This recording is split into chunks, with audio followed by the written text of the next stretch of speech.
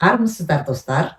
Сегодня мы с вами получим ответ на вопрос, как сказать «я обиделся» или же «обрадовался». Это наше эмоциональное состояние. Для передачи эмоционального состояния мы используем вспомогательный глагол «калу». Схема составления предложений вы знаете из предыдущего урока. Поэтому давайте перейдем на примеры. Досыма ренжіп қалдым. Ренжу – обижаться. Ренжіп қалдым. Я обиделась на друга.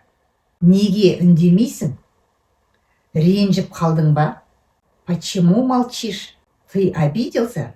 Ренжіп қалдыңыз ба? Кешіріңізші. Вы обиделись? Извините, пожалуйста. Сыйлыққа қуанып қалдым. Я обрадовалась подарку. Қуану значит радоваться. Есть имя человека Қуаныш. Это переводится радость. Олар үй алып қуанып қалды. Они обрадовались, купив дом. Гүл алайық. Анам қуанып қалсын. Давай купим цветы.